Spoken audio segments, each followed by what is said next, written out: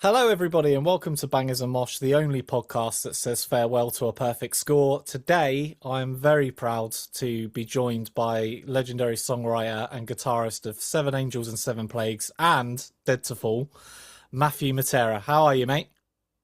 I'm very good. How are you? I'm very well, thank you very much. Thanks for joining us.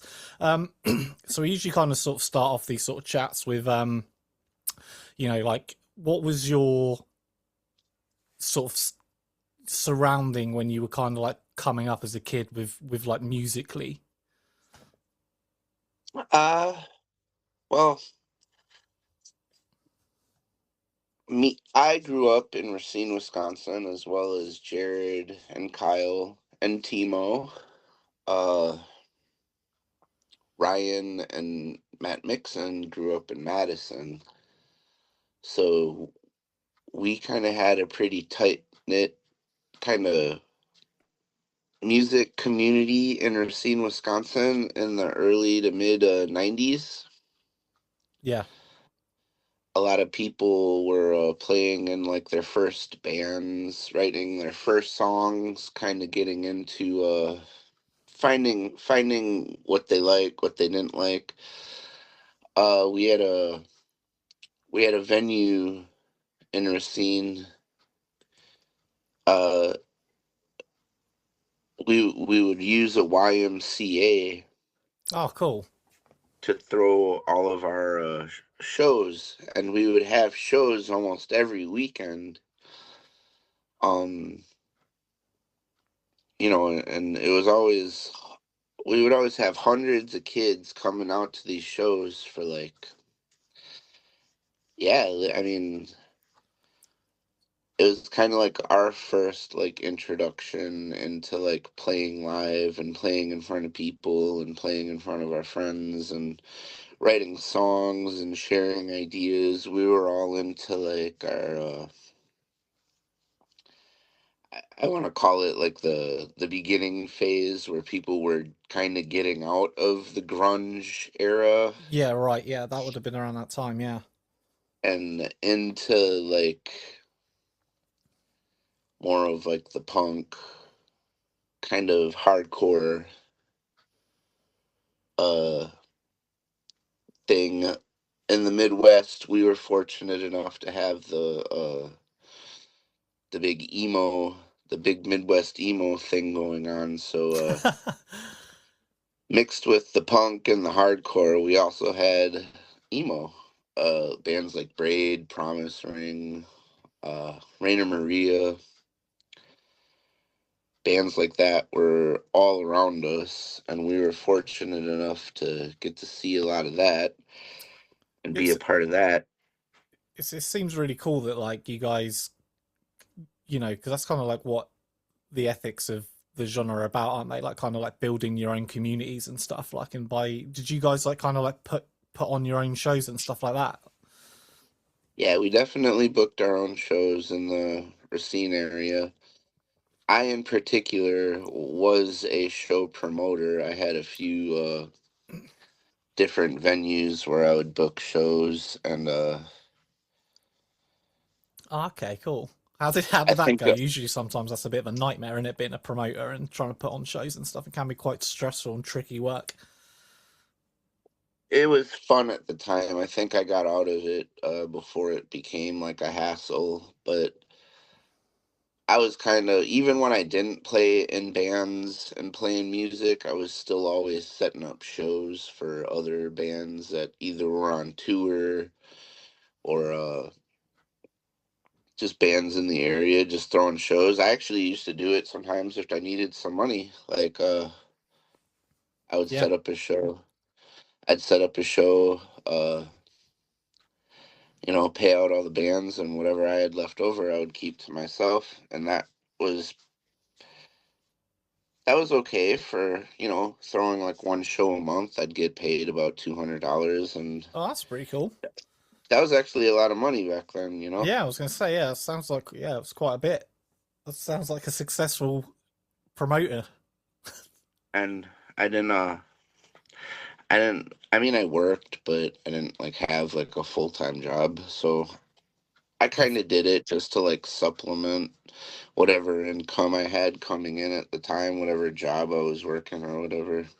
okay, fair enough. Well, I'll tell you what. Like, how did you get into playing guitar and stuff? Like, did you self teach yourself, or did what was the the building blocks for that?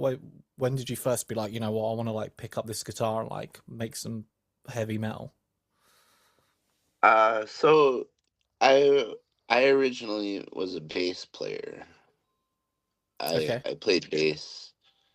I played bass all throughout like my teenage years in like, punk bands and stuff like that. yeah, Um I did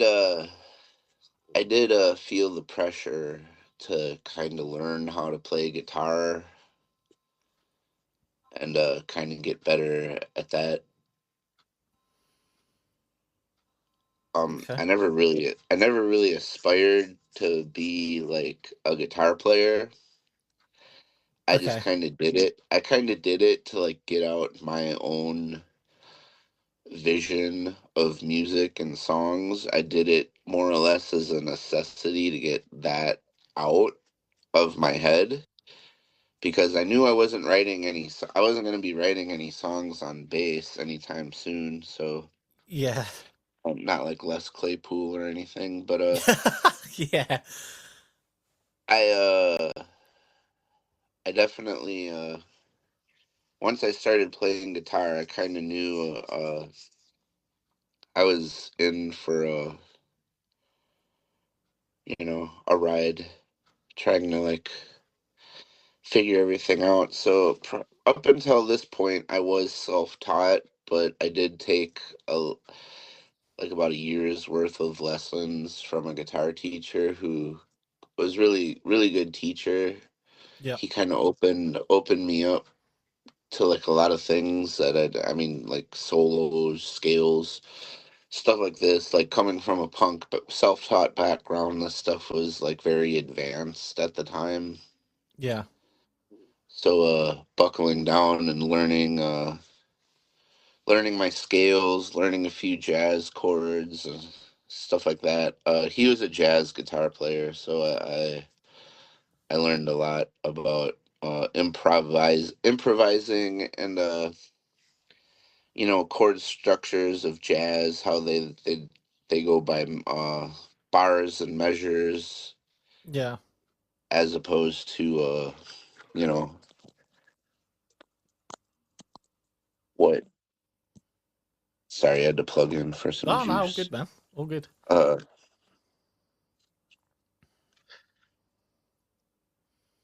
uh they they taught me a lot about jazz, Yeah, and there's quite a lot of them seem to be, quite a lot of people we talk to that end up sort of leaning into a little bit of like being taught by a teacher. They usually predominantly jazz based, which is quite interesting.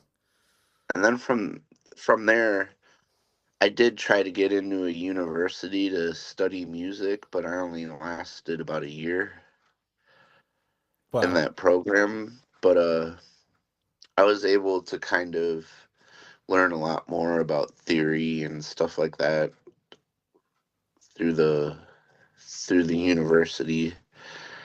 But yeah, like I said, that didn't last that long. My financial aid was denied, and I wasn't able to pay for it, so I had to drop out. oh, fair enough. Well, not that you needed it really anyway, because you ended up making a fairly solid few metal records. So, really Yeah, successful. So, yeah. I wouldn't go so far as I wouldn't say successful, but well known. yeah, yeah, totally. To Yeah, yeah. me, my idea of success is having everything together. Okay. Yeah, well, uh, that's always a good starting point. we even afterwards in Dead to Fall, I don't think well, me personally, I don't think I had my stuff together as far as being a professional musician, I mean, does I anyone was really back at that age? You know, right. I I didn't guess. think I wouldn't have thought so, no. But I mean, we were getting sponsored by like Ibanez and Mesa Boogie, and Yeah, that's we big. were on like Dead to Fall was on Victory Records, which is something I feel we should have taken a little more seriously because we had access to uh, a lot more things than we did in Seven Angels. Because Seven Angels was pretty much just like a very punk DIY like based band. Yeah. We didn't have really too much help from anybody. We did have somebody that released our record, but he was pretty into the punk thing himself. Hmm. He was just kind of more or less like, I'll press the record, but you guys got to do things on your own. I'm not going to sit here and help you buy a van or help you book a tour or anything like that. He was just kind of like, that's not my thing. So, we didn't really have much to, label support. Not that we expected it, but Mm. after like we started seeing bands like Dead to Fall before I was in it get signed to Victory. They had a new van, they had all new guitars, they had all new amps, and we were just kind of sitting there like, How dang, did you come about to sort of join Dead to Fall for the Villainy and Virtue? Because that's one of my favorite albums of like all time. To yeah. be honest with you, so how did that come around? Honestly, after Seven Angels broke up, I had moved to Michigan area, the greater Detroit area, to help, well, to work with one of my buddies who was he became a quadriplegic after a accident. Hmm. Uh, I went there to help him kind of, and I stayed out there for a year, and I had moved back to Wisconsin to actually start going to school for the guitar stuff, and Yeah. that's when Dead to Fall. John called me up and asked me, uh, we need you to play a guitar, but we need more than just a guitar player. We need you to like actually like write a record with us, and That's a pretty big ask. yeah, it wasn't just like you gotta. We need you to just join the band so you can play live. They're like, we need you kind of specifically to help us write our next record. Oh, sick. So I signed on. We didn't really have a drummer at the time, which was kind of difficult. Yeah, they're quite elusive Writing, drummers, aren't they? yeah, writing without a drummer can be challenging. Yeah, I bet. I bet. But yeah, we got that done. And then yeah, afterwards I was getting real burnt out with touring.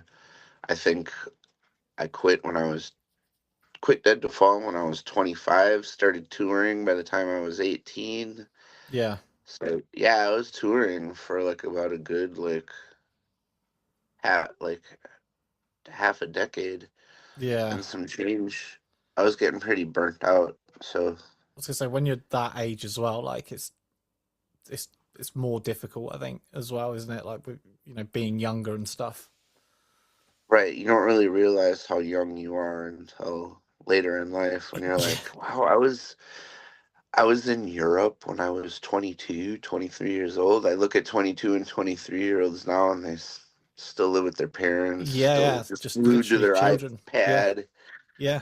And I always tell people that I was like, man, when I was like 18, 19, 20 years old, I was in a van driving all around the country, getting in all sorts of trouble. Yeah. Yeah. Yeah, man. Times have certainly changed, that's for sure. Um so Wisconsin, it's an interesting sort of space because there's obviously like a big melting pot of styles around there, like especially in kind of like the late 90s. Like obviously the biggest sort of band that kind of comes to my mind is Static X, who dropped Wisconsin Death Trip in 1999. So there's like quite a bit kind of going on in the state by the sounds of it. Um, I'm not 100% sure, but I don't think Static X was from Wisconsin. I think that was just like the title Yeah, of they their just loved it. album. They just loved it. Yeah, I They don't just love know. I don't Wisconsin know. so much.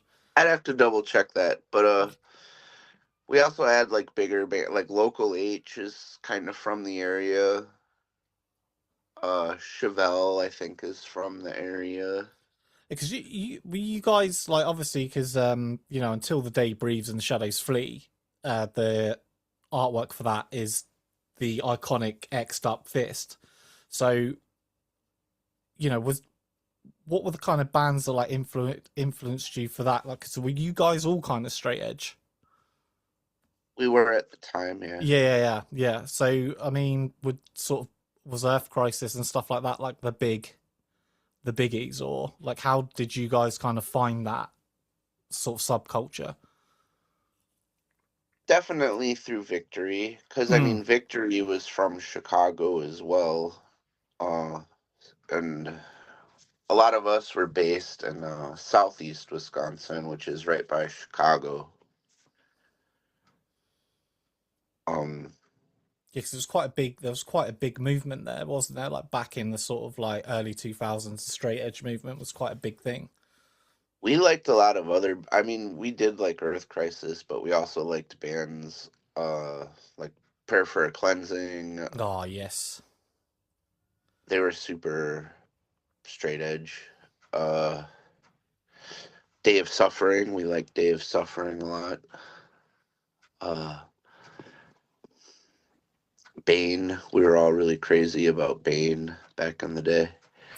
They've just come Um, back, haven't they? Bane, they've just done a reunion thing. They're doing quite a yeah, yeah, I number of saw tours and that. stuff, which is pretty cool. Oh, All these sort of old school bands are kind of coming back. what else? We really liked bands like Integrity, even though they weren't really straight edge. But Snapcase, we were all really into that band. I remember going to see them with Jared when I was really young. God, mate, they were a class act. They never dropped a bad album. Right? But Uh, we really liked this band called Barrett. It had members of Bane and they were kind of more like kind of like death metal kind is of it? sounding. What were they called? Yeah. Huh? What were they called? I need to make a note of that. I don't think I heard them. Barrett, Barrit. Oh, okay. Oh, nice. I'll have a look at that. I'll add that up for the list later. Always love That discovering new was things.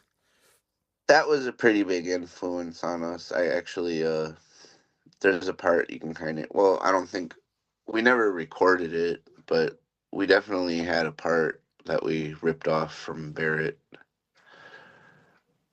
Well, I hope what band doesn't have parts that they kind of rip off, Got to be done sometimes, isn't it? Yeah, it does. But It's got to be done.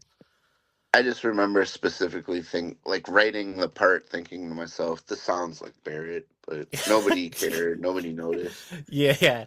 Not going to get like a letter through the post, just like cease and desist. But Yeah, well, I don't think those existed back in the day.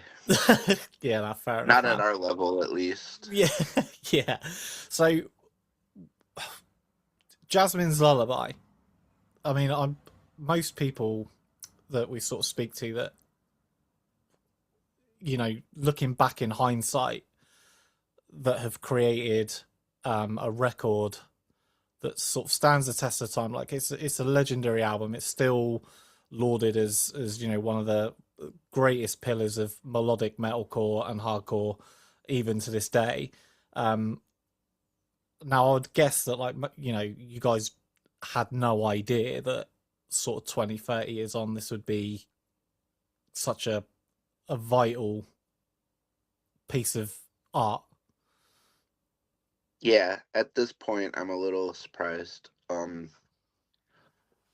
I knew what we were doing at the time was special, Mm. and definitely needed to be, I don't know, not not forgotten. Uh, I mean, it's I just don't so really know if massively everyone. influential. So massively influential. Like all these new bands and stuff that are coming up are sort of like taking that blueprint from Seven Angels, Seven Plagues. Right. Uh, 30 years on.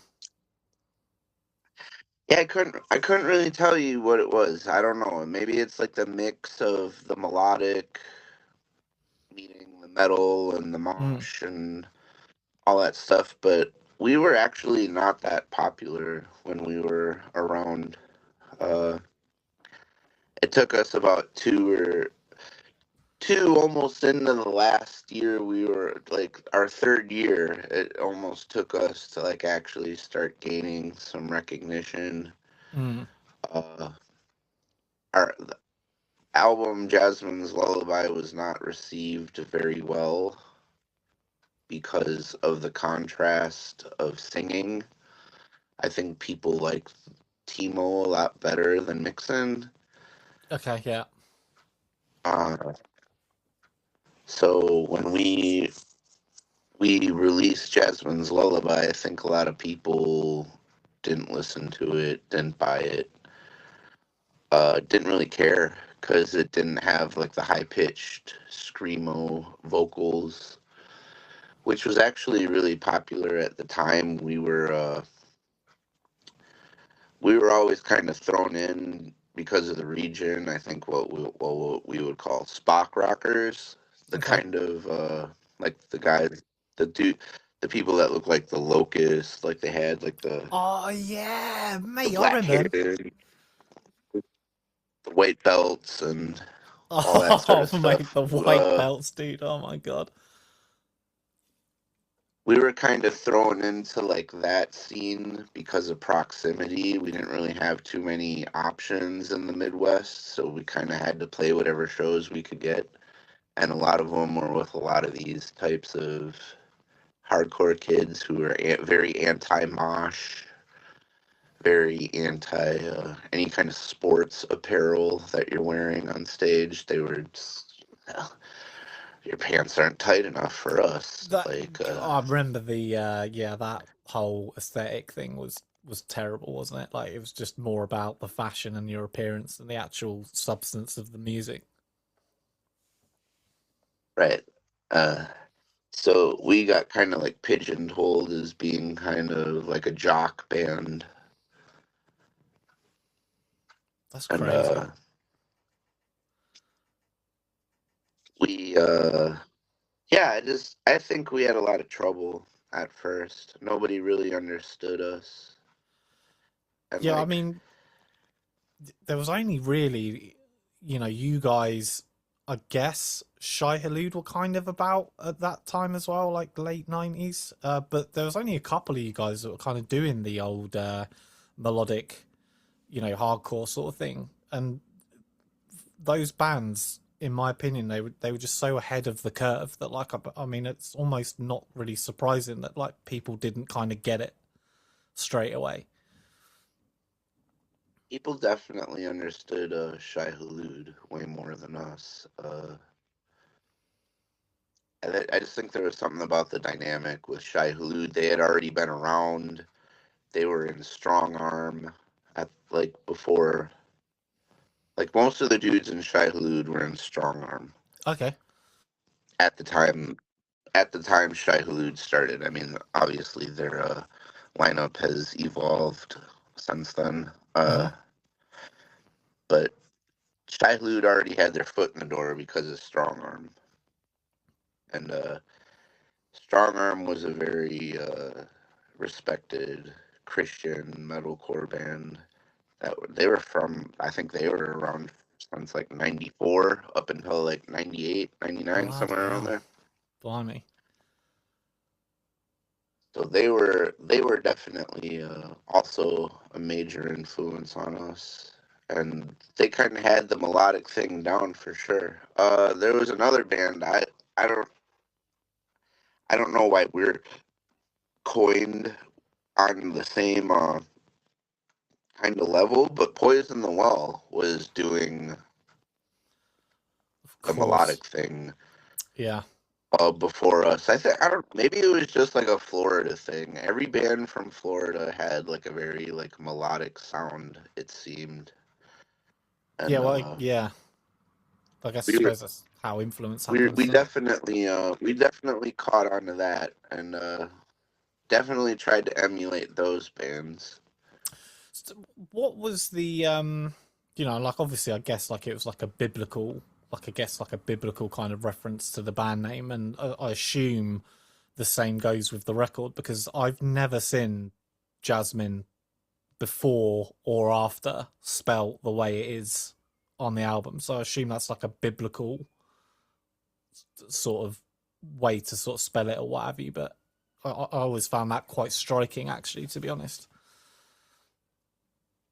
I've never noticed. I always thought it was a weirder name to spell. Oh, a weirder way to spell Jasmine, but Yeah, maybe. Yeah, if that's that's her it, then real fair. name. That's how it's spelled. Oh wow. Yeah, I It's mean, a real person.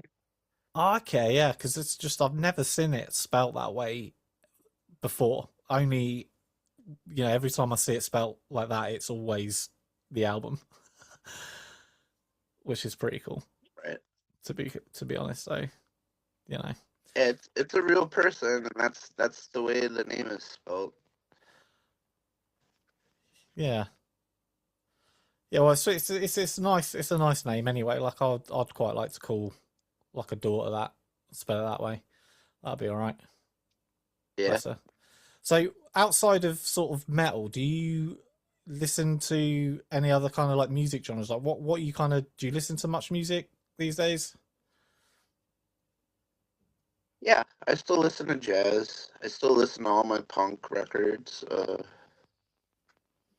So you got some records I on the back. Are definitely they been CDs getting at the more back, in. like on your wall? Uh, those are. I got records. I got all these. Oh yeah, sick. I don't know. Yeah, so you're a bit of a vinyl collector. And then I got another like stack over there. Oh wow. Those are more my mom's though. Ah, fair enough. What was the first sort of album? Do you remember the first Uh, album you bought? uh, you you mean a record? Yeah, record. Yeah, Uh,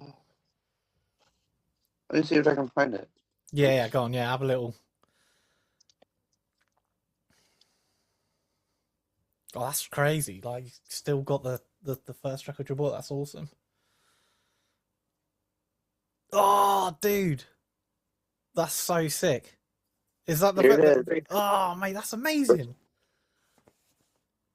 The Wow, first record I ever bought. and that's the one. Cool. Yep. It's got a bunch of weird blood stains. I don't know how they got on there. Oh, mate, that is so hard, dude. That's amazing. You can't go wrong with that Black Flag vinyl with blood spots on it. Uh, Absolutely incredible. Yeah. That was my first that was my first record I ever bought. Wow. Um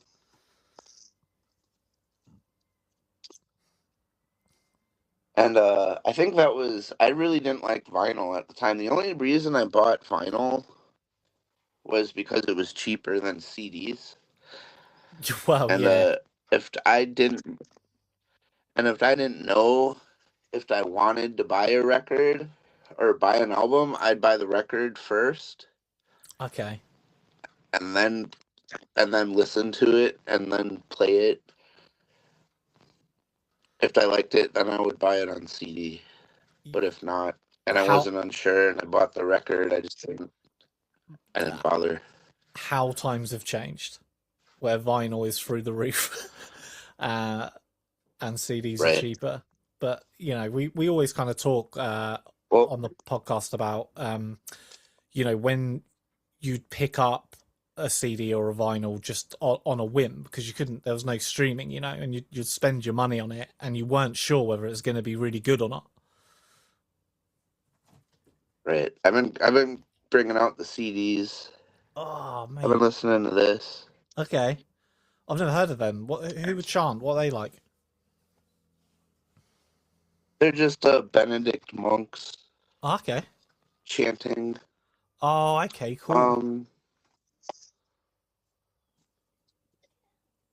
got some John Denver.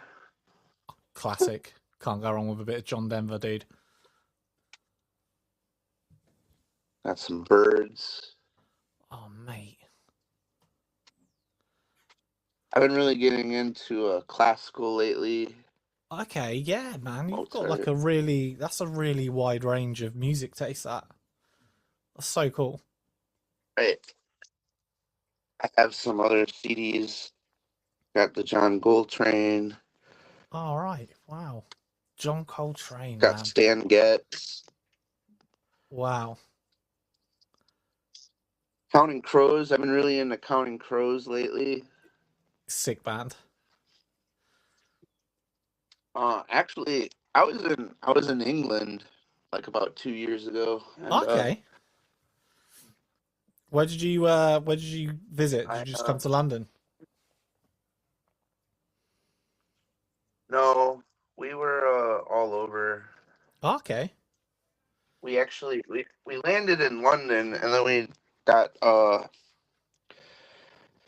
we got the train straight up to Leeds, Okay, which yeah, yeah. is probably my favorite city in England. I Okay, love cool. Leeds. I think that's the greatest place ever. Okay, cool. I bought this record when I was in England, Oh, wow. God, vinyl's so lovely, isn't it? and this is actually it's really hard to get in America, or at the Oh, time it was. I think they actually reissued it recently, okay. but at the time it was really hard to get in America. So I think I spent like 35 pounds on that, which is like around 70 somewhere American. Yeah. Worth it though. Yeah, Yeah, I that's mean, cool. I How had to. I had about 5 or 6 records that I bought when I was in England, and it was pretty uncomfortable getting them back here. Oh, yeah. Oh, fucking hell, yeah. I suppose you had to like probably. Yeah, I mean, that's the problem, isn't it? Like vinyl's quite like not only is it quite like bulky in a Bulky. sense, but it's quite delicate as well. So I'd be terrified like trying to get it Yeah, back over to the US. But so did you enjoy your time in like yeah. It's kind England? of it's kind of uncomfortable, huh? Did you enjoy your time over in England? I love England. I wish I could live there. Okay, that's not many people say that. The weather's a bit crap, man. To be fair. I mean, it's the same in Wisconsin. It's Oh, probably a okay. lot worse. I mean, Oh, I that. I understand it's rainy in England, but it's better than rainy and cold and snowy. I mean, well, England gets snow, doesn't it? Yeah, yeah, yeah. Pretty much, definitely up in the north. They kind of just get battered like during the winter, but I'm down south, so we don't really see much of the snow down here, thankfully. You're in England area or London area. Yeah, yeah, just not far from London, really. Like about an hour and a half from London, like just like down on the coast. Like I'm right by the sea, which is pretty cool. Oh, Quite like it. like Brighton. Yeah, yeah, Brighton, exactly. I'm literally right there, like Brighton. Have you been to Brighton? I haven't, but Next time, you dude. know, I liked Quadrophenia a lot. Yeah, Growing yeah, up. yeah. That was filmed on some of the scenes on that Wait, were filmed at Beachy Head, which is the big cliffs. They're like about 30 minutes away from me.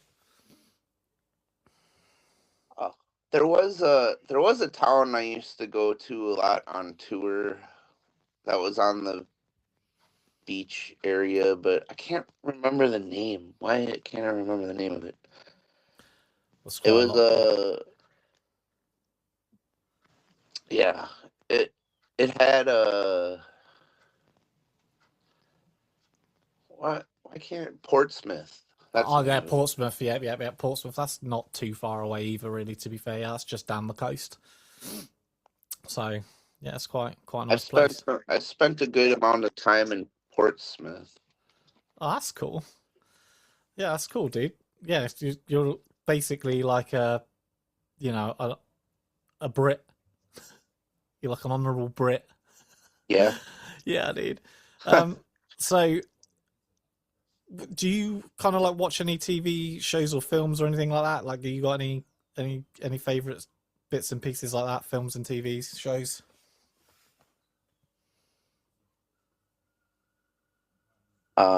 No. No, not so I'm much I fan. I don't really like watching TV a whole lot. Yeah, fair.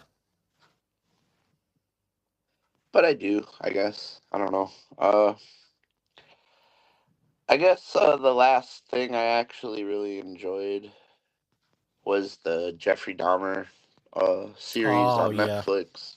yeah, yeah. It's And quite plus, popular. because that happened that happened around my area, like when I was younger. I remember my mom driving me to the apartments before they ripped them down. Whoa, that's deep. That happened like right near you. That's Yeah, crazy, dude. Fucking hell, absolutely mad. about 20 minutes away from where I am right now. Oh my god, that's a bit of history. That. So, if you had, your last meal, like what would your last meal be? Like, if they were just like, Matt, time's up. This is your last meal. What are you gonna have? What do you reckon you'd take? It could be anything. You don't. It doesn't have to Uh, just be one meal. It could be just loads of stuff. Like it's the last. It's the last feast, dude.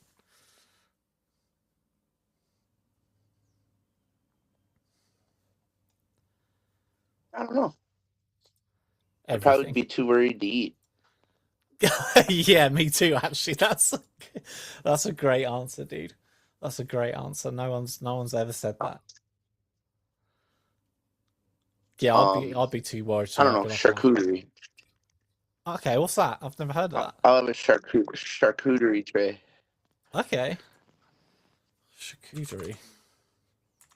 Don't even. I've never even heard of that, dude. Oh, is it a Nepalese thing?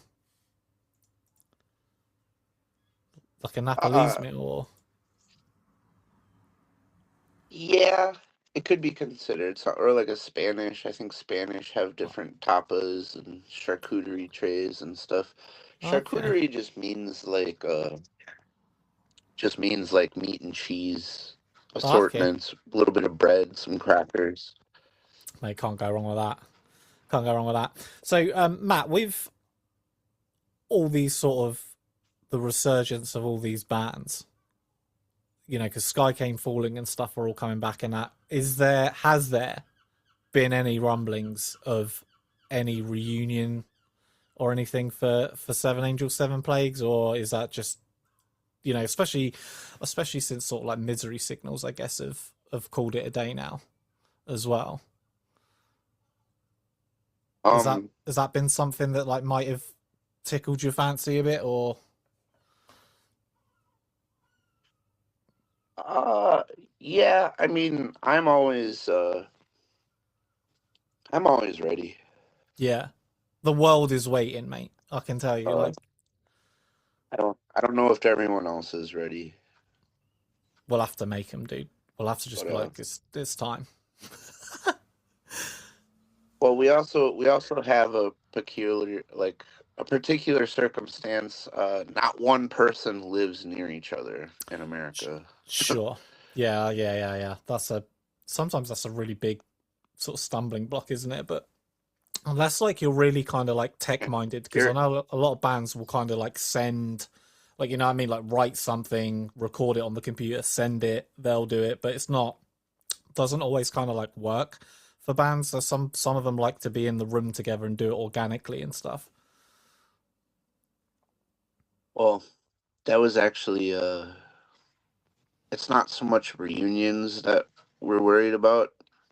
I think what some people in the camp were pushing for was to actually maybe get some new material out, Oh but Lord. I think that's just that's just a wish at this point. Well, Uh, you know, we can hold on to that.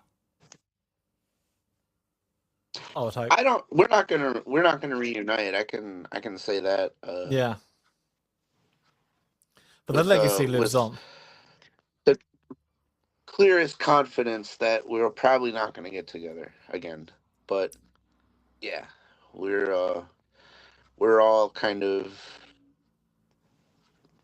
accepting the fact that yeah, we're gonna have to work together from here on out because of I guess the responsibility that we owe to the creation of the music.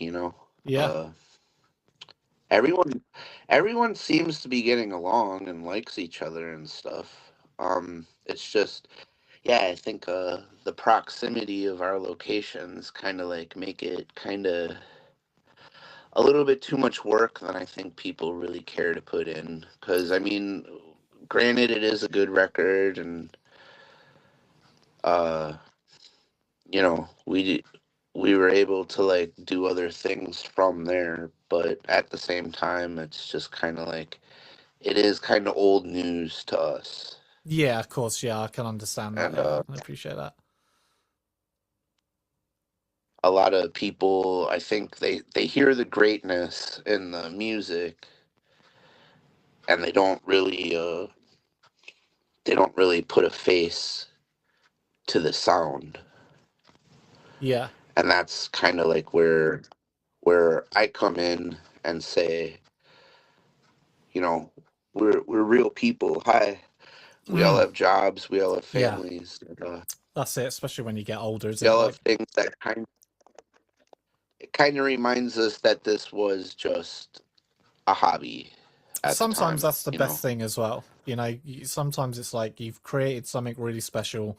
You've created something that resonates 30 years on with new young kids in their 20s starting up bands, and that's more than enough. right? I mean, I work as a butcher. Yeah, You know, like it doesn't really get as like common as that to me, that's but a good trade to be in, I man. also had to. Yeah, when I was in England, I was talking to a lot of the people that were butchers out there, and they were just like, "You know how to do this stuff?" And I'm like, "Yeah, everyone everyone knows how to do this stuff, don't they?" So you'd fit They're right like, in over here, "No, dude. we're actually we need." Uh, You'd fit right in. Yeah, we need the butchers over here. yeah, that's what they were saying. They were like, "We need butchers like really bad over here." I was just like, "Huh, imagine that." Came over there and became a butcher.